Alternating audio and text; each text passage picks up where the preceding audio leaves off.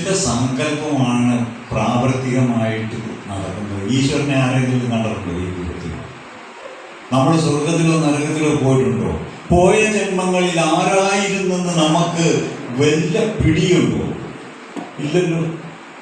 അതുമാതിരി അതൊരു സങ്കല്പമാണ്. പക്ഷെ സങ്കല്പം, മനുഷ്യന്റെ സങ്കല്പത്തിനുള്ളത്തോളം ശക്തി വേറെ ഒരു കാര്യത്തിനും ഇല്ല എന്നുള്ള ഒരു പരമാർത്ഥമുണ്ട്. അതുമായിട്ട്, ആ സങ്കല്പനുമായിട്ട്, ആ വിശ്വാസമായിട്ട്, മിത്തുമായിട്ട് യോജിപ്പിച്ച് വളരെ ഭംഗിയായിട്ട് ഒരു രചന നടത്തിയിട്ടുള്ളതാണ്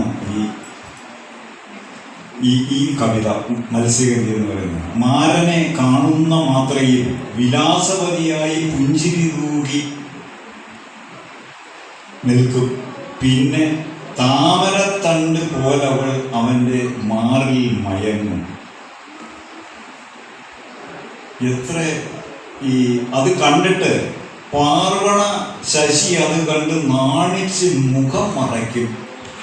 അപ്പൊ അതിൻ്റെ ആ പദങ്ങളുടെ ഒരു ചേരുവ എത്ര കൃത്യമായിട്ടാണ്, വേറെ ഇൻഡയറക്റ്റ് ആയിട്ടാണ് അതിൻ്റെ പ്രയോഗങ്ങൾ കവിതയിൽ ഉള്ളി രചിച്ചിട്ടുള്ളത് എന്ന് ബോധ്യപ്പെടാൻ വേണ്ടിയിട്ട് എനിക്ക് ബോധ്യമായത് നിങ്ങളുമായിട്ട് ഞാൻ പങ്കുവയ്ക്കുകയായിരുന്നു.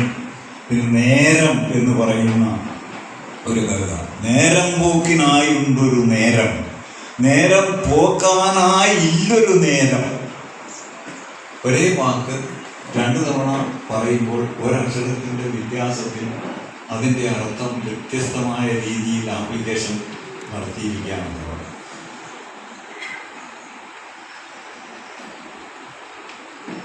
നാവ് ഒതുക്കിയിടുവാനുണ്ടൊരു നേരം, ഭുജിക്കുവാനുണ്ടൊരു നേരം, ഭജിക്കുവാനുണ്ടൊരു നേരം. ചെറിയ ഒരു അക്ഷരത്തിൻ്റെ ഒരു വള്ളിക്കോ പുള്ളിക്കോ വ്യത്യാസം വരുമ്പോൾ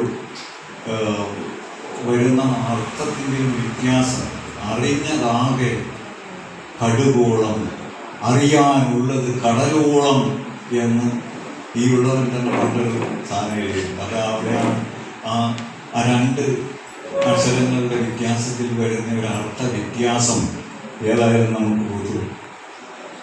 അതുപോലെ തന്നെ ഈ ജീവിച്ചിന് പ്രേതം, അതായത് ഈ ജീവൻ അങ്ങോട്ട് പ്രാണൻ പോയാൽ പ്രേതം,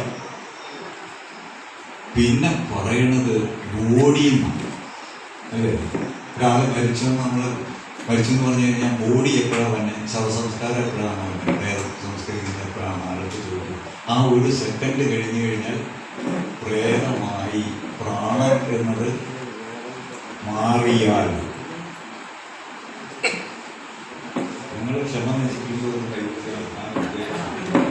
ഇത് പറയാതെ പോയി കഴിഞ്ഞു കഴിഞ്ഞാൽ ആ മനുഷ്യനോട് നമ്മൾ ഇത്രയും